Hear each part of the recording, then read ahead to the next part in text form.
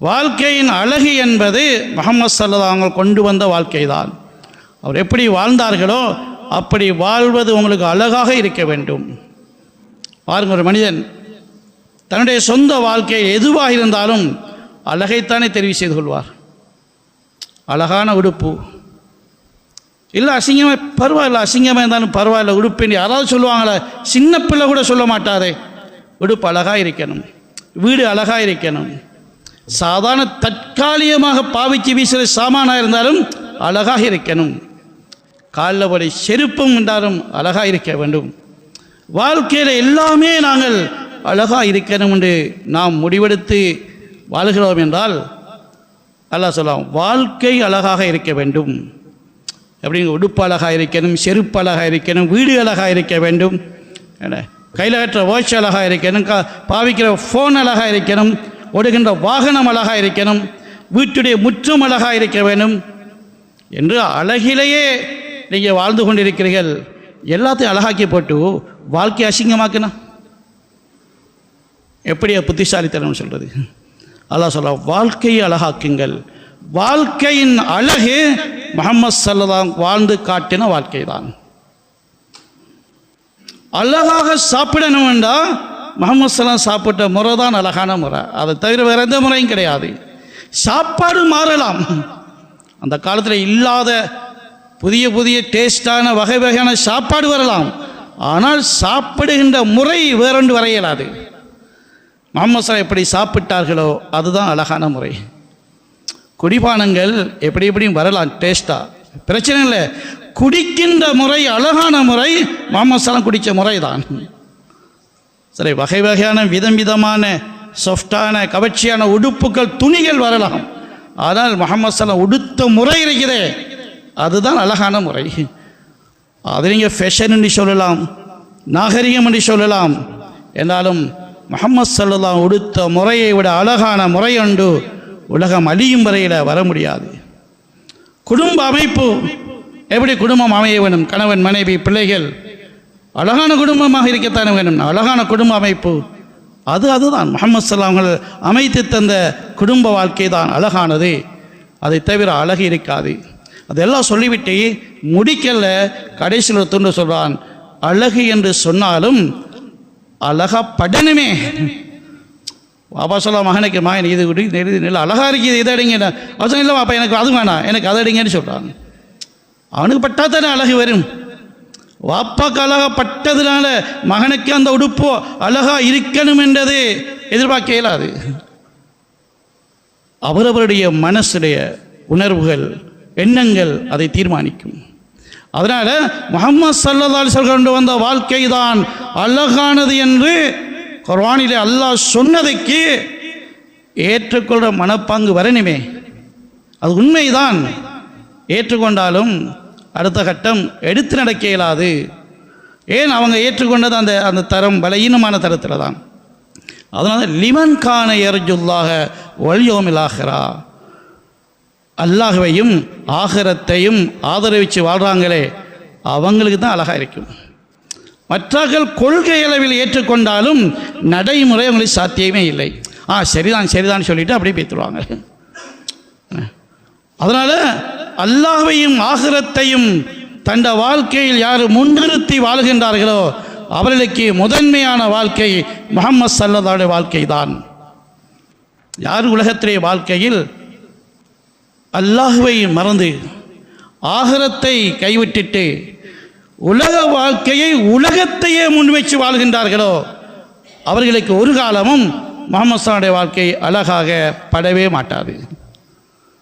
அவங்களை பின்பற்ற கொள்கை அளவில் ஏற்றுக்கொண்டாலும் செயல் ரீதியில் அதை சாத்தியமே இல்லை. என் அல்லாஹ் நிபந்தனைவித்துட்டான். முஹம்மது ஸல்லல்லாஹு அலைஹி வஸல்லம் வாழ்க்கை உங்களுக்கு அழகாக இருக்கணும் என்றால் உங்களோட வாழ்க்கை அல்லாஹ்வை ஆகிரத்தை முன்னிறுத்திய வாழ்க்கையாக இருக்க வேண்டும். அப்படின்னா வாழ்க்கையுடைய அடிப்படை அல்லாஹ்வும் ஆகிரம்தான். நான் ஆகிரத்தை நோக்கி பயணிக்கின்றேன், எங்களுடைய வாழ்க்கை பயணத்தின் இலக்கு ஆகிரம்தான், அந்த முடிவு வர வேண்டும். ஆகிரம் ஒன்று இருக்குதான், நாங்கள் இல்லைன்னு சொல்லலை, ஆனால் வாழ்க்கையின் இலக்காக ஆக்கவும் இல்லை. இதுதான் பெரும்பகுதி மக்களுடைய நிலைப்பாடு. மரணித்து மண்ணுக்குள்ள மண்ணோட மண்ணாகி மறைந்து போனதுக்கு பின்னால், இந்த எலும்புகள்லாம் மக்கி உக்கி இல்லாமல் போனதுக்கு பின்னால் மீண்டும் ஒரு வாழ்க்கை இருக்குதா?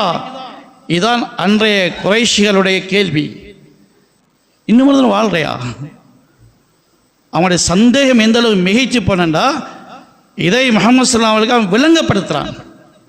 எப்படி விளங்கப்படுத்தான்டா, அவன் கபரடிக்கு போய் ஒரு உக்கி போன இத்து போன எலும்பு துண்டை கொண்டு வந்து ரசூலுல்லாஹி ஸல்லல்லாஹு அலைஹி வஸல்லம் முன்னால் வந்து அதை அப்படியே கசக்கி நொறுக்கி தூளாக்கி அப்படியே சுஃப்னு ஊதிட்டான், பறந்துட்டு இப்போ கேட்டான், இதையும் அல்லாஹ் உயிர்ப்பித்து எழுப்புவானா? இந்த இத்து போன எலும்பும் மீண்டும் உயிர் பெற்று வருமா?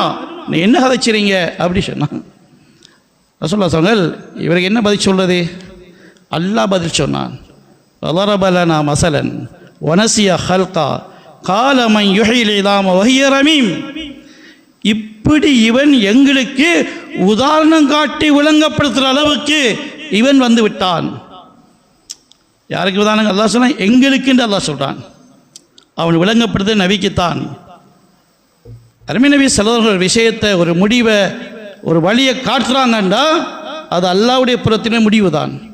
இப்போ நபியுடைய ஒரு முடிவை, ஒரு வழிகாட்டலை ஒரு விமர்சிக்கிறான் என்றால் அல்லாஹ்வுடைய முடிவை அவன் விமர்சிக்கிறான். அதனால் அல்லாஹ் சொன்னான், எங்களுக்கு புத்தி சொல்ல இவன் வந்துட்டான். ஒனசிய ஹல்கா, அவன் யாருன்னு அவனுக்கே தெரியாது. அவன் அவனையே மறந்து விட்டு எங்களுக்கு சொல்லித்தர வந்திருக்கிறான். நபியை நீங்கள் பதிலுன்னு சொல்லுங்க.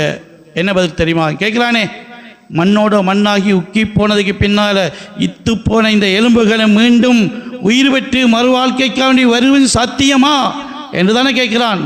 நபியை நீங்கள் சொல்லுங்க, குல் யுஹ்யீஹல்லதீ அன்ஷஅஹா அவ்வல மர்ரத்தின். உங்களை எல்லாம் இல்லாமத்தானே இருந்து உருவாகினீங்க. இப்போ எனக்கு 40 வயசுன்றதுல கருத்து என்ன? 40 வருஷத்துக்கு முன்னால் நான் உலகத்தில் இல்லை. 41 வருஷத்துக்கு முன்னால் தாயிர வயிற்றிலையும் இல்லை. அப்போ இல்லை தானே, இல்லாமல் இருந்து தானே உண்டாக்கப்பட்டிருக்கிறோம். இப்போ இல்லாமல் இருந்த உன்னை அல்லாஹ், எந்த அல்லாஹ் உருவாக்கினானோ உன்னை இல்லாமல் ஆக்கி போட்டு உருவாக்க இயலாதா என்று கேட்குறான். நீ ஒன்றும் இல்லாமல் இருந்தா உன்னை உருவாக்கி இருக்கிறோம். பிறகு உன்னை உருவாக்கிய அல்லாஹ் உன்னை இல்லாமல் ஆக்கிப்பட்டு உருவாக்குவது என்பது ஒரு கேள்வியாது. இல்லாமல் இருந்த உன்னைத்தானே உருவாக்கினேன், திருப்பி உன்னை இல்லாமல் ஆக்கிப்பட்டு உருவாக்குவது என்பது இது ஒரு கேள்வியா என்று அல்லாஹ் சுருக்கமாகவே அவனுக்கு விளையடித்து விட்டான். வந்து அவனுடைய ஆகிரத்தை முன்வைத்து, இந்த வாழ்க்கை பயணத்தின் இலக்கே ஆகிரம்தான் அப்படின்டா, வெற்றி என்பது அங்கதான், கண்ணியம் என்பது அங்கதான், கௌரவம் என்பது அங்கதான், முன்னேற்றம் என்பது அங்கதான், வாழ்க்கை என்பது அங்கதான் என்ற முடிவு மனசுக்கு வரணும். அப்ப இது தற்காலிகமானது. செல்லுகின்ற வழியிலே பார்த்துவிட்டு செல்லுகின்ற காட்சிகள், போகின்ற பாதையிலேயே கொஞ்சம் அனுபவிச்சுட்டு போகிறது, அவ்வளவுதான். சொந்தமாக எதுவுமே கிடையாது. சொந்தம் என்று சொல்லலாம், சொல்லுவது மட்டும்தான். இந்த காணி எத்தனை பேரில் எழுதப்பட்டு விட்டது சொல்ல, எந்த பேரில்? 50 வருஷத்துக்கு முன்னால் அப்பாட பேரில், அதுக்கு 100 வருஷத்துக்கு முன்னால் அப்பாட பேரில், அப்படியே போங்களேன். எத்தனை பேர் மாற்றி மாற்றி மாற்றி மாற்றி எழுதி எழுதி இதுக்கு பின்னால் எத்தனை பேருக்கு போகும்? அது எத்தனை யார் 1000 வருஷத்தான பேர் யாரும் வச்சுக்கொள்வாங்களா? இல்லையே. சரி, தற்காலிகமானது தான். அவுரசனல் அருள நதபவோ மினல் ஜன்னதி ஹைது நஷா. சுவர்க்கத்தின் பூமியை அல்லாஹ் சொந்தமாக கொடுத்து விடுவான்.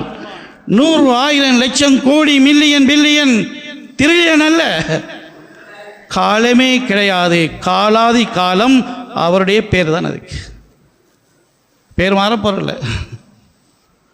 எனவே அதுதான் வாழ்க்கை. ஒரு 40-50 வருஷத்துக்கு தண்ட பேரில் ஒன்று இருக்கிறது என்பதை நினைத்து பெருமிதம் கொள்கிறேமே. 40 வருஷம், 50 வருஷம், அந்த சொத்தை எழுதக்கிலே இவருக்கு 50 வருஷம். இனி எத்தனை வருஷத்துக்கு பேரில் வச்சுக்கொள்வார்? இன்னும் 50 வருஷமா? 5 நிமிஷம் என்பதே உறுதியில்லை. சரி, 50 வருஷம் வச்சுக்கொள்ளலாம். ஆகி பின்னால் அல்ல சொல்லலாம், சுவர்க்கத்தின் பூமியை அனந்தரமாக உங்களுக்கு எழுதி தந்து விடுகின்றோம், யாருக்குமே அது பேர் மாற மாட்டாது. சரி, இதுதான் ஏரஜுல்லாஹ வல் யோமில் ஆஹிரா. ஆஹிரம்தான் எங்களுடைய வாழ்க்கையின் தளம். அதுக்குரிய தயாரிப்பிலே போகின்ற போக்குத்தான் இது. கடந்த நாள் என்ன தயாரித்தோம், கடந்த மணித்தியாலம் என்ன தயாரிச்சிருக்கிறோம், இப்போது என்ன செஞ்சு கொண்டிருக்கிறோம், என்னதுக்கு? ஆகிரத்துக்காக வேண்டி. அதனால் சஹாபாக்கள் ஒரு நாட்டுக்கு போன உடனே மக்கள் யோசிப்பறை வந்திக்கிறாங்க, நாட்டை பிடிச்சிருவாங்களோ, எங்களுடைய நாட்டு மீது பேராசை உண்டாக்கலோ, அப்படிதான் நினைப்பு வரும். முதலாவது அறிமுகப்படுத்துவார்கள், இன்னமா ஹிமாமுனல் ஆஹிரா, எங்களுடைய இலட்சியமே ஆகிரந்தான். ஒலேசத் ஹிமமுனத் துனியா, நாங்களோட துனியாவுடைய சொத்துக்களை நாடவே இல்லை, அது எங்களுக்கு வானவே வேணாம், நீங்களே வச்சுக்கொள்ளுங்க, அதுக்கு வரலை. நாங்கள் இந்த நாட்டுடைய வளங்கள் இருக்கு, அதை சுரண்டிட்டு போக வரல, அவங்களோட சொத்துக்களை அனுபவிக்க வரல, நாங்கள் ஆகிரத்தை இலக்காக கொண்டு வந்திருக்கிறோம். அந்த பாதையிலே நீங்களும் சேர்ந்து கொள்ளுங்கள், அவ்வளவுதான். ஆகிரத்தை நோக்கிய பயணம்தான். சரி, என்ன சொல்கிறோம்? முஹம்மது ஸல்லல்லாஹு அலைஹி கொண்டு வந்த வாழ்க்கை அழகான வாழ்க்கை என்பது தன்னுடைய வாழ்க்கையாக தெரிவு செய்வதற்கு முடிவெடுக்க வேண்டும் என்றால் இவர் அல்லாஹுவையும் ஆகிரத்தையும் ஆதரவு வைத்து அதை இலக்காக கொண்டு வாழ்க்கையை அமைத்த ஒருவராக இருக்க வேண்டும். அப்படி இல்லைண்டா சும்மா பேருக்கு பேசிக்கொண்டிருப்பார்கள், சும்மா கொள்கை அளவில் ஏற்றுக்கொண்டிருப்பார்கள், ஆனால் விஷயம் யதார்த்தமாக வரவே மாட்டாது.